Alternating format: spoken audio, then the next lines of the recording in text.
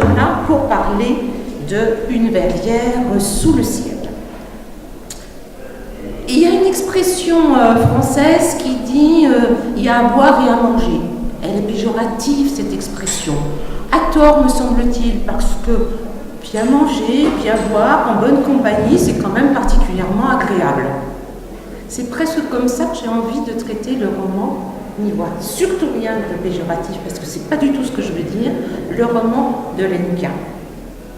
Tout le monde, en fonction de ses sensibilités, peut y trouver quelque chose. Les peintres, Lenka est aussi peintre, vont pouvoir apprécier certaines descriptions de ce roman, et notamment, moi j'ai été particulièrement sensible aux eaux noires de la Seine. Mais il n'y a pas que ça. Ils vont aussi, s'ils s'interrogent, ces peintres, continuer à s'interroger sur qu'est-ce que nous représentons, est-ce que nous ne sommes pas là pour voir ce qu'il y a derrière le réel, ou plus loin que le réel. Les Camusiens trouveront même de l'intérêt dans ce livre, puisque nous avons un personnage qui va parler de la langue en disant qu'il trouve sa place dans un pays dès lors qu'il parle la langue, enfin quelque chose comme ça. Bon, comme vous le savez, Camusien nous a bien dit que sa patrie, c'était la langue française. Les consciences politiques vont aussi trouver de l'intérêt parce qu'on va y trouver bien évidemment une critique du régime soviétique, du régime communiste. Les migrants ou ceux qui s'intéressent à cette problématique de la migration, de l'exil, vont bien évidemment y trouver, comprendront encore mieux les difficultés de l'exil. Les amateurs de contes et de légendes, ceux qui ont été bercés dans leur enfance et qui continuent à apprécier ce monde, vont être particulièrement sensibles à certains personnages qui sont plus ou moins, on peut les comprendre en tout cas comme étant des sorciers, des sorcières, des fées, des lutins. Je pense en particulier à un personnage qu'on appelle le Russe ou à Monsieur O, etc. Ils sortent de nulle part et ils ont ce quelque chose qu'ils vont apporter. Je ne vous raconterai pas de quoi parle, parce que je vais essayer quand même d'être un petit peu plus rapide, de quoi parle le roman, mais sachez que effectivement, on a un personnage central qui est Anna, et qui va nous raconter son départ de Tchécoslovaquie dans les années 88, pour arriver effectivement sur Paris, et son acclimatation, son adaptation à une vie parisienne. C'est donc l'histoire aussi d'une migration, d'un exil. C'est bon? Je raconte à peu près ton roman. Je retrouve mon roman, c'est pas d'accord. Bon, et bien maintenant à toi, Lenka. Lenka, je vous disais, peintre. Et moi, la question qui me vient, c'est mais pourquoi écrire quand on sait peindre? Pourquoi peindre quand on sait écrire? Et pourquoi pas? Ces deux moyens de s'exprimer, ils sont complémentaires, ils ne sont pas contradictoires. Et quand je suis écrivain, j'écris, quand je suis peintre, je peins. Ou au contraire, quand je peins, je suis peintre. Et c'est comme si c'était deux cerveaux différents. Je parle rarement de ma peinture. D'ailleurs, j'ai l'impression que j'ai rien à dire parce que tout est dans le tableau. Et par contre, quand j'ai l'impression qu'il faut que je m'exprime dans les paroles, ou je veux explorer un concept plutôt, une idée qui mérite d'être dite ou qui m'intéresse, là je deviens écrivain. Donc c'est quelque chose. Le dessin et l'écriture à la main peut-être font le lien, peut-être font le pont entre les deux, parce que c'est là ce geste de la main est important, aussi bien dans le domaine de la peinture. J'aime beaucoup dessiner, je pense que c'est la base. Et quand j'écris, l'écriture à la main m'apporte et je note mieux, je me souviens mieux des notes prises à la main. Donc c'est peut-être, voilà, le lien est sans doute là dans ce geste en apparence anodin, mais qui entre l'œil, la main et le cerveau, la mémoire, crée quelque chose.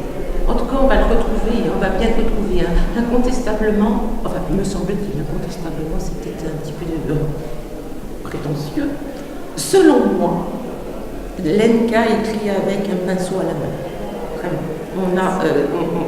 On voit ses talents. Merci. Je vous prie. Bon, alors d'autres questions. Alors tu es d'origine tchèque, tu es arrivé en France à un certain moment, je ne sais pas trop quand, mais ça m'importe peu. Mais pourquoi écrire dans sa langue d'adoption plutôt que dans sa langue maternelle? Je suis d'abord devenue écrivain tchèque en France. Mes premières publications sont en langue tchèque et elles sont que en langue tchèque, donc ces livres ne sont pas traduits. Après, il y a un livre intermédiaire, véritablement, c'est un livre de correspondance avec Anne de la Flotte Médéli, qui, elle, française, est devenue écrivain français à Prague, parce que lors de sa vie, qui s'est allée sur 18 ans à Prague, elle a commencé à publier les romans en France. Et cette correspondance, sur les 18 années de découverte, alors de soi à travers les yeux de l'autre et vice-versa, parce qu'évidemment, elle me décode mon pays que je croyais connaître et le pays que je ne connais plus, parce qu'il bouge, il évolue sur moi, et moi je lui envoie l'image de la France qu'elle ne connaît plus. Et ce livre a paru d'abord en langue tchèque à Prague en 2013 et ensuite en français en 2014 sous le titre de Entre Seine et Vltava. Et là, les lettres étaient déjà, pour une part, écrites en français. Donc ce goût de la langue française dans l'écriture, non seulement est peut-être né là, mais pris corps. Et évidemment, Giboulée de Soleil, c'est un roman particulier aussi dans le sens où c'est un livre écrit sur mon pays de naissance dans ma langue d'adoption. Donc il fait sens pour moi, il me fait entière quelque part. Il y a une renaissance dans la langue française pour moi aussi. Je ne pouvais pas imaginer de vivre en France sans posséder la langue et je ne peux pas. Je ne sais pas si j'ai même réfléchi de pouvoir ne pas écrire en français si je me prétends écrivain. C'était là comme une nécessité, ça s'explique très difficilement, c'est peut-être un peu grandiloquent ou bancal, mais c'est quelque chose qui vient de l'intérieur. Donc, et je suis absolument ravie évidemment que les éditeurs et ensuite les lecteurs ont trouvé que les textes méritent d'être lus. Absolument. Donc, on a un roman, là encore, si je puis dire, écrit à la première personne. Souvent, quand c'est écrit à la première personne, on a tendance à y voir un petit peu d'autobiographie. J'ai pas l'impression, moi, qu'il y en a. Non, j'aime fiction. Je trouve que la fiction est extrêmement forte et elle laisse énormément de place et aux romanciers et aux lecteurs. Et donc, évidemment, je suis dans chaque phrase, ça c'est sûr, puisque c'est moi qui les écrite. Les réflexions, notamment dans la verrière sous le ciel, sont, puisque c'est un roman qui vient aussi de l'intérieur, qui interroge une renaissance à soi, me sont très proches pour certaines, évidemment, notamment comment on s'exprime dans une autre langue, comment on est à soi dans une autre culture. Mais ce n'est pas autobiographique, cette héroïne n'est pas moi, alors que certaines réflexions peuvent l'être ou le sont, mais ça n'a pas d'importance. Ce qui est important, que le lecteur les entend et puisse alors peut-être communiquer avec, de s'y retrouver et que l'histoire soit cohérente et tienne debout sans moi. Le roman n'a pas besoin de son auteur, à vrai dire, il a besoin de son lecteur, une fois qu'il existe. Moi, je ne pense pas à vous quand j'écris, j'espère que vous ne pensez pas à moi quand vous lisez. Vous êtes dans une relation très intime avec le roman. Donc l'autobiographie, pour moi, n'a pas de sens. Je voudrais maintenant qu'on parle d'une petite phrase, moi, qui m'a turlupinée. Et j'aimerais que Lenka m'en donne l'interprétation, l'explication, sachant quand même que moi j'ai ma propre interprétation, il ne faut pas exagérer. Donc, imaginez donc notre personnage central, qui est Anna, et qui est en train de, on va dire, se reposer. Elle est approchée par un personnage extrêmement important, qui est peintre, qui est Albert, et qui va lui poser la question « Que fais-tu »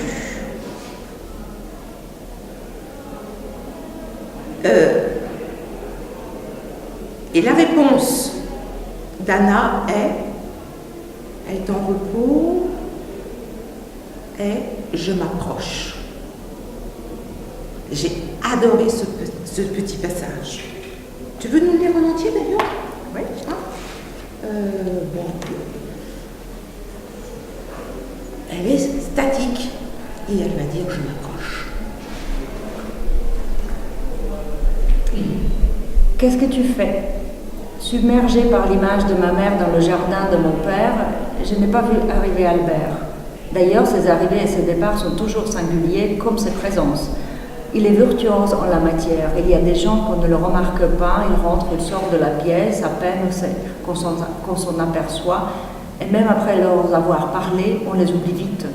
D'autres personnes, quoi qu'il arrive, brillent par leur présence, savent attirer l'attention et leur proximité vous rend différent. La plupart des gens se situent entre les deux, mais Albert, c'est lui qui décide quand vous le voyez, quand il est là pour les autres.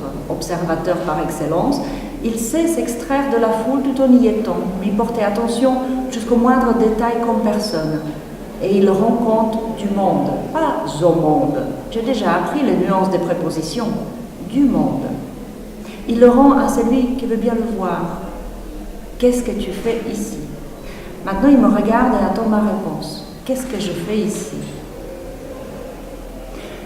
Il a une de ses manières de poser des questions. N'importe qui d'autre aurait reçu une réponse simple et évidente. Je suis assis sur la chaise, je regarde la vie passer, je regarde la vie et passer la journée du 1er mai.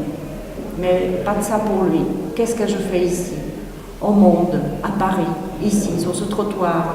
Alors qu'il y a une seconde, je me trouvais bel et bien à des années et des kilomètres d'ici, devant ma mère, à genoux, le grillage entre nous, à la place du chien.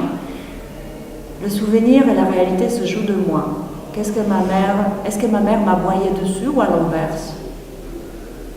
Je ne sais plus ce qu'on me demande exactement. Le doute s'immisce avec la question d'Albert. Tout n'est que doute. Jusque-là, une intuition, un vague sentiment que rien n'est ce qui semble être.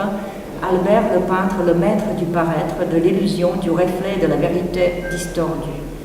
Comme il est reposant d'être en présence de quelqu'un qui a sa vérité à lui, sans qu'il vous la pose. Cet homme, le peintre, attend une réponse, comme il est patient. Il faut répondre au plus juste. Le mot, comme le geste, doit être juste. Je suis contente que ce soit Albert qui me pose cette question. Il me comprendra. Je m'approche.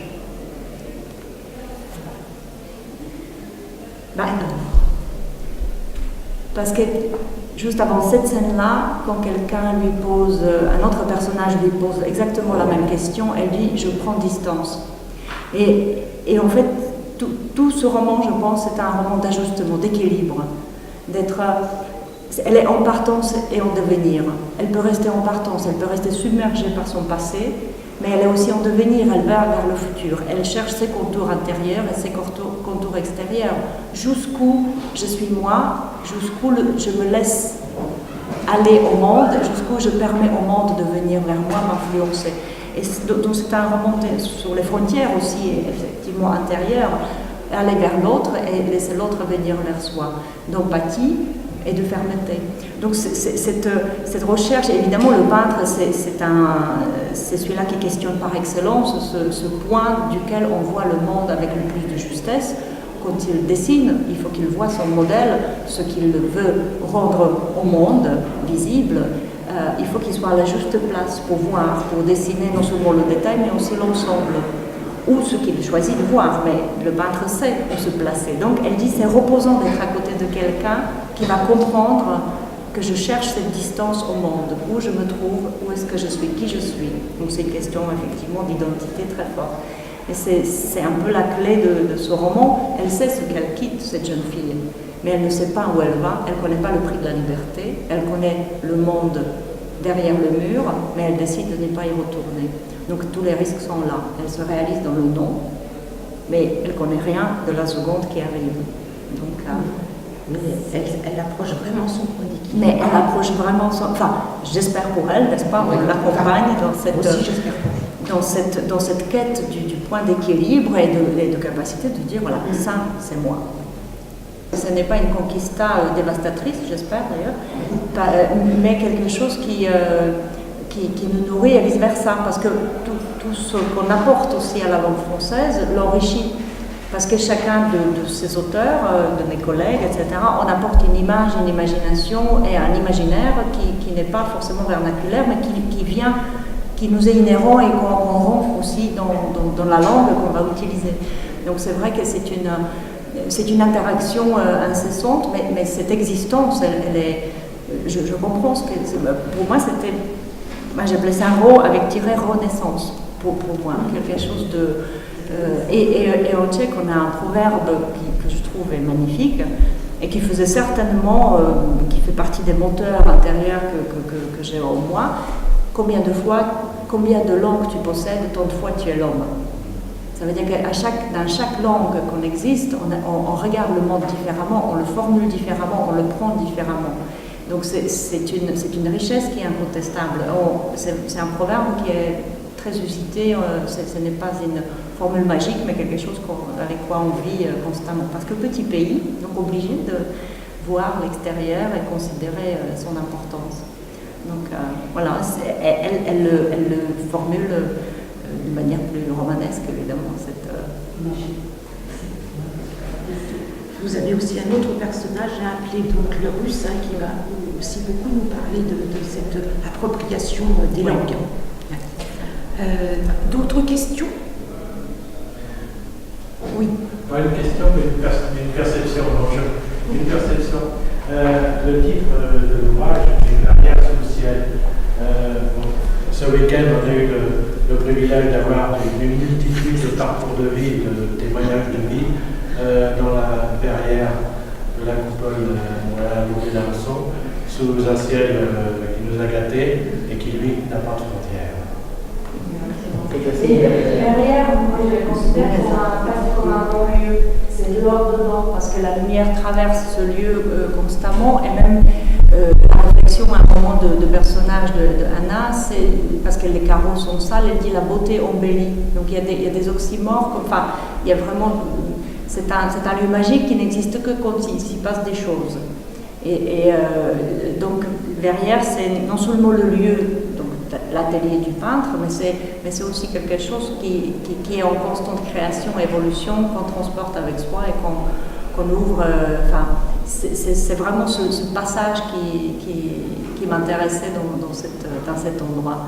Bon, il y a aussi l'appel évidemment à la gare, les halls qui sont vitrés, et la gare c'est aussi un lieu de quelque part de nulle part.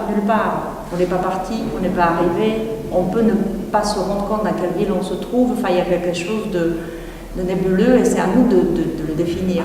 Donc voilà, mais c'est vrai qu'aujourd'hui le titre prend particulièrement sens.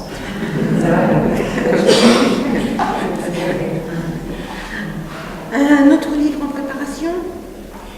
Actuellement, je suis en train de traduire La Verrière en tchèque. Donc, je fais le voyage à l'envers avec et la langue et les héros. Je les découvre dans cette langue. Je vais voir comment je vais entendre leur voix. Et juste dans ce livre, j'ai essayé d'explorer la langue poétique. Le premier livre est plus terrien. Les héroïnes sont femmes de campagne avec beaucoup de force et un caractère trompé, ce qui est aussi le cas d'ailleurs de Anna. Mais la langue est plus sombre, plus incisive, plus percutante. Là j'ai essayé vraiment de profiter de la compagnie des poètes et de la musique et de jouer davantage avec ce côté poétique de la langue française. Et à la traduction, je m'aperçois qu'en tchèque, je vais être obligée d'introduire un peu d'ironie. Parce que juste poétique, ce sera trop doux, trop sucré, et le public tchèque passerait à côté des scènes qui, en français, sont belles telles quelles. Et en tchèque, il faut écouter justement la langue, la culture du pays. Donc c'est très intéressant pour moi de me rendre compte aussi de cette autre facette que chaque langue en fait contient en elle et qu'elle représente. Ce que représente la culture qui est portée par elle-même. Donc pour moi c'est un voyage intéressant et donc là je suis toujours avec et dans la verrière. D'accord. Et on peut imaginer une suite à Anna? Je ne sais pas, certainement qu'elle a, pas forcément avec ces personnages-là, avec elle, mais la question qu'elle pose à la fin, elle est très présente. C'est quelque chose qui décompte, qui va être peut-être une source d'inspiration pour le suivant, je ne sais pas, mais c'est une question qui est importante. C'est sûr que le roman ne se termine pas de manière anodine et ce n'est pas résolu, on va dire. Oui. Enfin, ceci dit, littérature, en plus, à mon avis, n'apporte pas vraiment les réponses, mais plutôt sert les questions. Donc, et c'est vrai que ce roman nous en pose, et il est intéressant d'essayer quand même d'y répondre un tout petit peu. Pas d'autres questions? Moi, je voudrais juste dire que j'aimerais beaucoup m'exprimer dans ma langue maternelle, comme madame s'exprime dans sa seconde langue.